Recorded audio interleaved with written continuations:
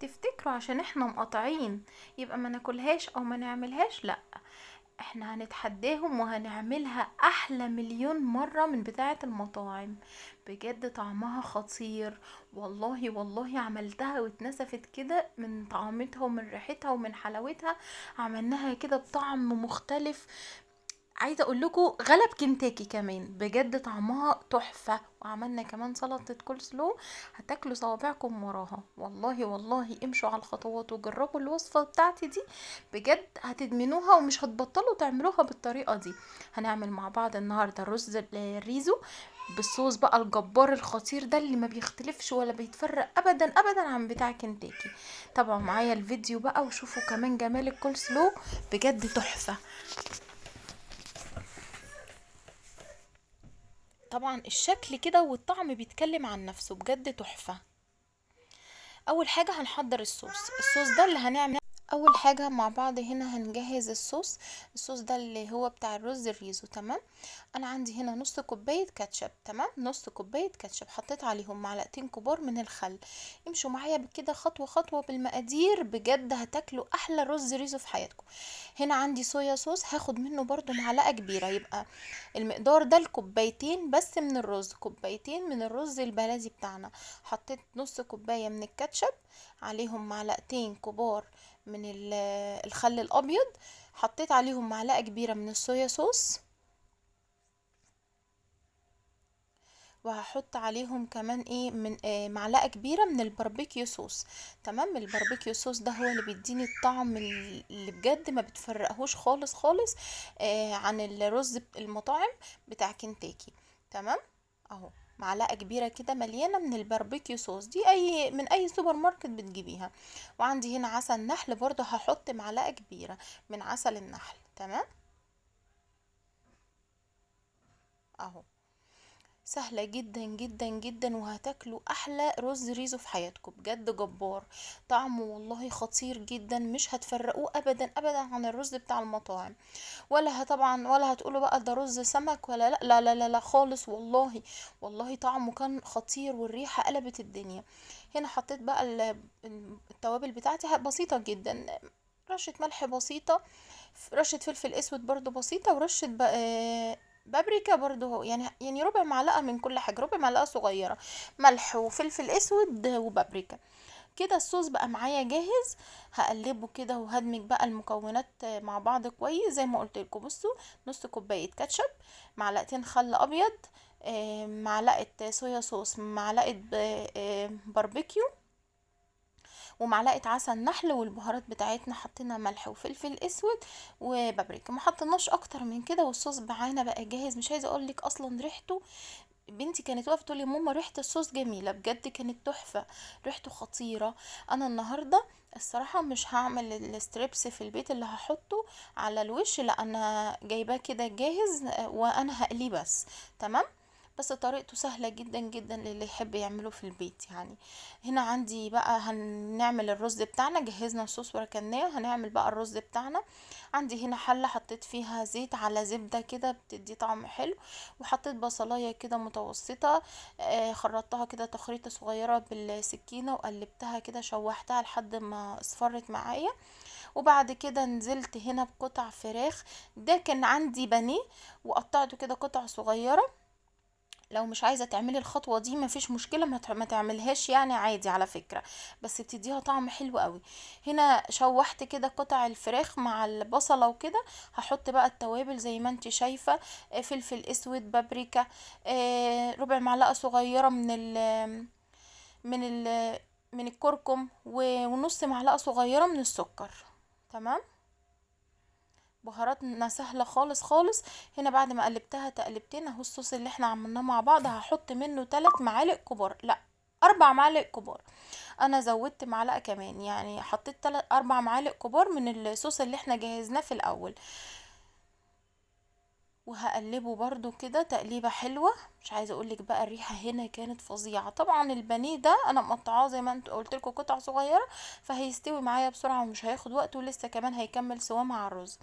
هنا عندي كوبايتين من الرز البلدي المصري بتاعنا، غسلتهم وصفيتهم كويس واديتهم تقليبه حلوه كده زي ما انتوا شايفين اهو.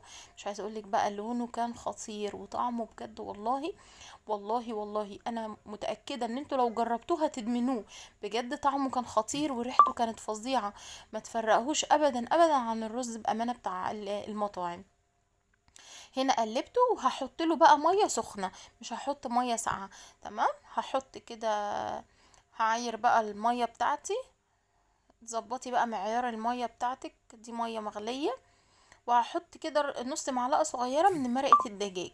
لو مش حابه تحطيها مرقه خضار، سوري دي مرقه خضار، انا ما بستعملش غيرها، مرقه خضار فوري. مش حابه تحطيها تمام. وبرده لو عايزه تستغني عن قطع البانيه اللي احنا حطيناها دي برده ما فيش اي مشكله. بس انا يعني لقيتها كده هتديها طعم حلو كده وشكل حلو برضو. وبرضو هتبقى حاجة مغذية كده في وسط الرز وطعمها حلو. هنا اهو البانيه اللي انا قلتلكوا عليه، الستريبس، سوري الستريبس ده بتاع شركات يعني جاهز، وانا جايباه قليه. تمام، اهو الرز بتاعي ابتدى يتشرب، هديله تقليبه كده وهوطي عليه بقى لحد ايه ما يستوي. هنا بقى هنعمل سلطه الكولسلو الخطيره بتاعتنا، طريقتها فظيعه بجد، جربوها مش هتفرقوها خالص والله عن المطعم.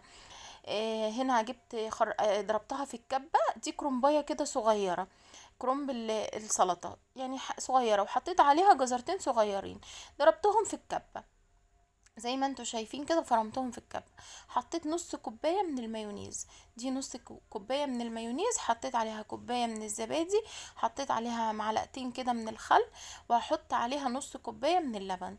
تمام، مش هحط اكتر من كده. حطيت هنا معلقه من السكر، مش مليانه قوي، ملح، وهحط برضو حاجه بسيطه من الفلفل الاسود، مش هحط اكتر من كده. وهقلب بقى الخليط التحفه ده اهو. انا حطيته كده في طبق كبير او في بوله كبيره عشان يعني اعرف اقلب السلطه لما انزل بيها، اللي هي الكرنب والجزر. نص كوبايه مايونيز، كوبايه من الزبادي، معلقتين من الخل، وحطيت عليهم نص كوبايه من اللبن. تمام، وملح وفلفل اسود، يعني حاجه بسيطه خالص خالص من الملح ومن الفلفل الاسود، ومعلقه من السكر، معلقه كده مش مليانه، معلقه كبيره بس مش مليانه. وهقلب بقى الجمال ده. حابه تزودي سكر براحتك على فكره زي ما تحبي، بس انا بالنسبه لي معلقه السكر دي كانت مظبوطه، دي يعني كانت كرنبايه كده ايه صغيره مش كبيره اهو.